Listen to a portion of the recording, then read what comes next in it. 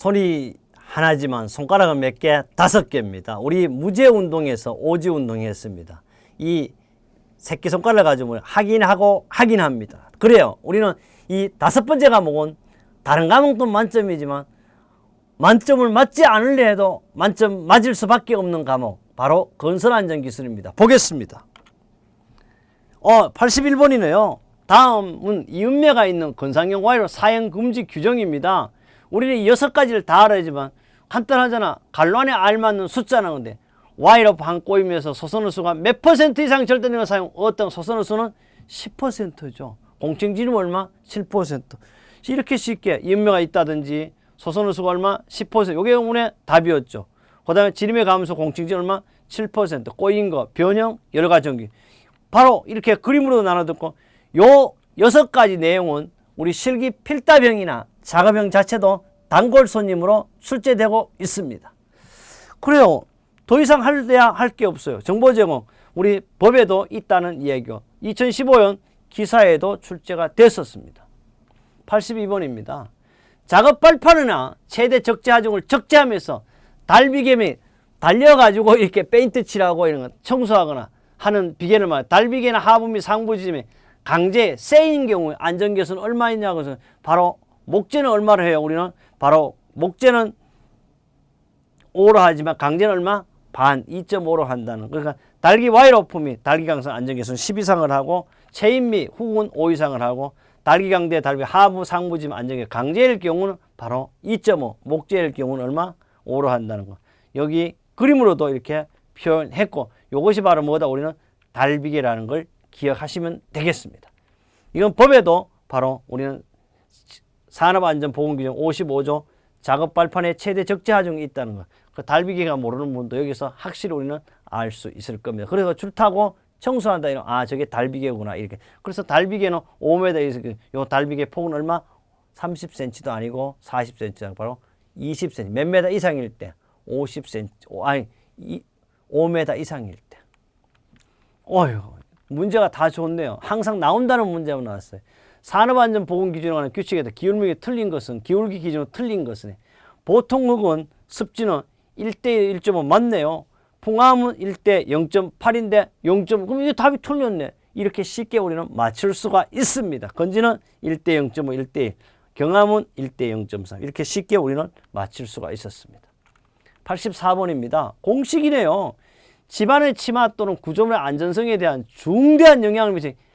이런 말은 다 흙 간극비 적응비는 옳은 것이네. 간극비는 바로 흙 입자분의 공기와 물의 부피. 제가 답을 벌써 말했네. 그래요. 간극비는 흙 입자, 다른 말로 흙 입자를 토 입자라고 그럴 수 있고 간극을 가지고 공기와 물의 용적을 말한다. 그래서 여기 뭐 간극은 공기와 물을 말하고 흙 입자는 바로 이렇게 되고 전체 흙 입자는 공기, 물을 흙 입자를 다한 걸 우리는 흙이라고 이렇게 구성으로 할 수도 있습니다. 86번입니다. 감전지의 방지 대책에 직접 접촉에 대한 방지에 해당하는 것은 간접이냐 직접이죠. 직접은 실제 전선이 아니고 전기 충격이 나한테 직접적으로 오는 거죠. 이것은 바로 뭐예요? 충전부의 방어막 또는 저런 덮개를 설치해서 우리 피복도 마찬가지예요. 전선을 피복하는 이유는 이거 나선이 이렇게 되면 여기 피복하는 이유는 직접적으로 내한테 전류가 흐르지 않게 하는 거, 전기 충격이 오지 않게 하는 거, 전기 쇼크가 오지 않게 하는 거죠. 답이 1번이에요. 보호 접지 뭐예요? 기기 외함 접지 이거 뭐예요? 2차적인 방법이자 간접적인 방법이에요. 보호절은 간접적인 방법, 안전전압이 간접적, 바로 직접 접촉은 충전부에 직접 닿지 않도록 하는 것이다. 답은 1번이 되겠어요. 그래서 간접 접촉에 의한 방법도 해놨습니다. 86번입니다. 항상 나오는 시험 문제죠. 필답형 시험에도 항상 단골 손님이 되겠습니다.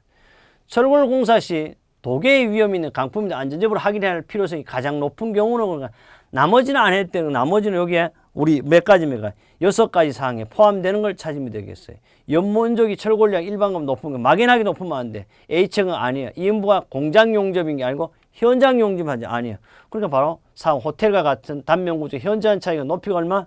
20m 이상인 건물. 그 바로 고전물 같이 폭은 여기 높이가 얼마? 20m. 답이 요게 요런 거는 반드시 어떻게 검토를 1, 2, 3은 검토할 필요가 있다 없다. 없다.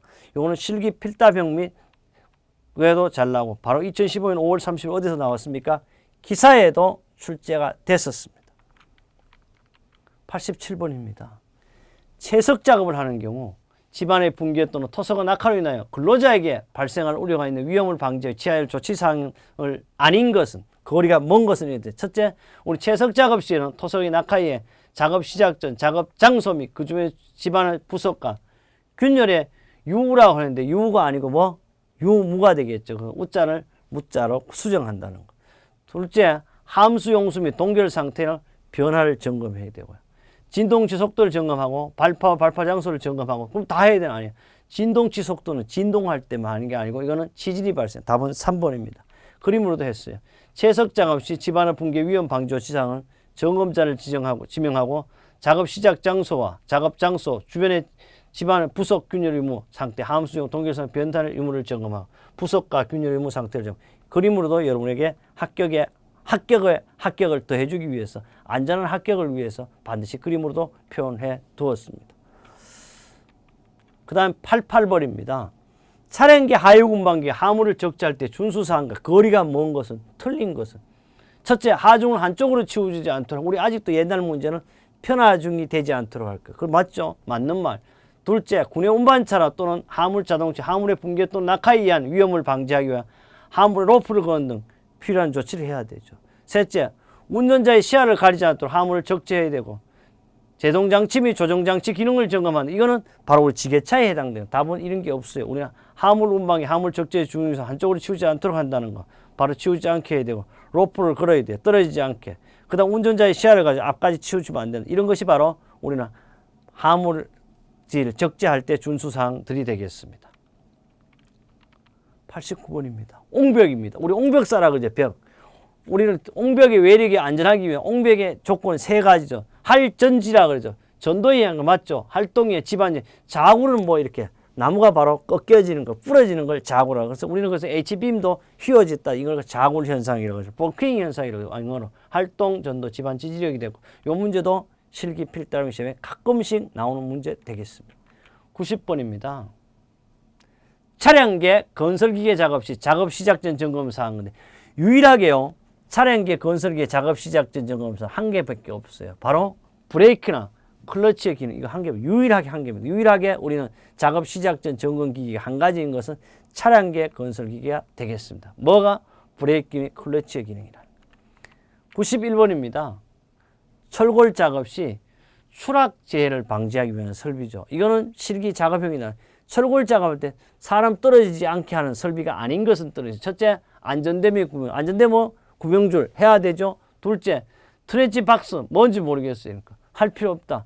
틀렸어요. 안전난간, 추락 방지용 방망. 그래서 우리는 추락 방지 설비는 작업 발판, 안전 방망, 안전 난간들이고요.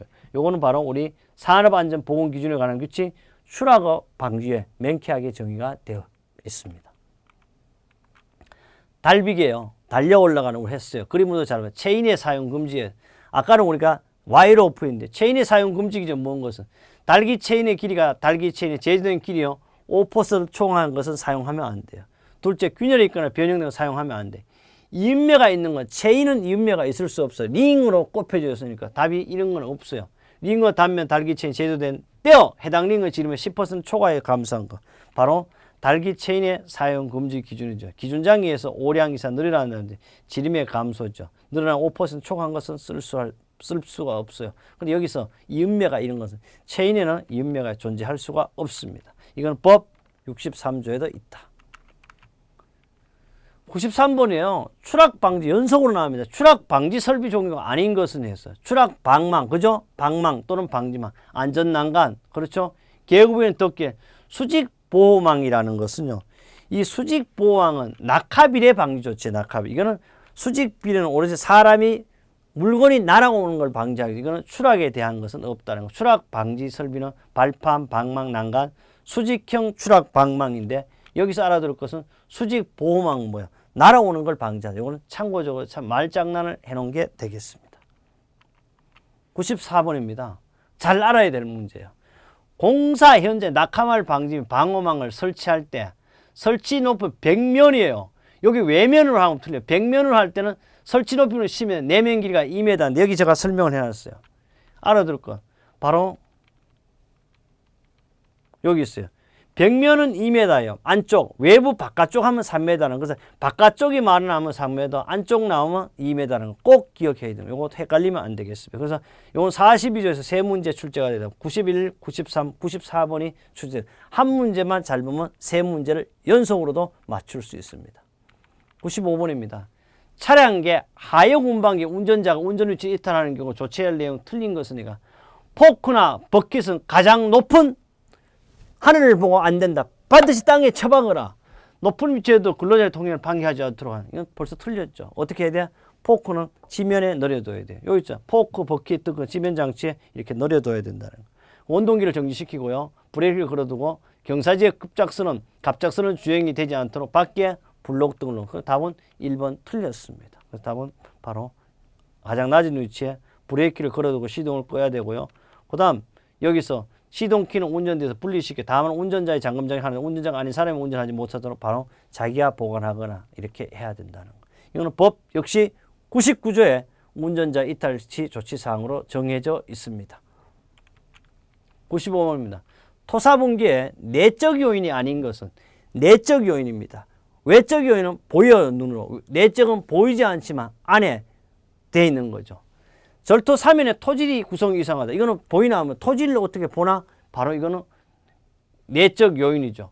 성토 사면의 토질 구성도 내적 사면, 토소의 강도 저하도 내적 요인입니다. 사면 보면은 경사가 보이죠. 증가하거나 기울어지는 이거는 바로 무슨다? 바깥 외적인 요인. 그래서 토사분기의 외적과 내적 요인을 구별해 두었습니다. 특히 둘 중에 한 개만 하면 우리는 토석분기의 내적 요인과 외적인 충분히 잘 맞힐 수가 있습니다. 2015년 5월 30일 기사로도 출제가 됐었습니다.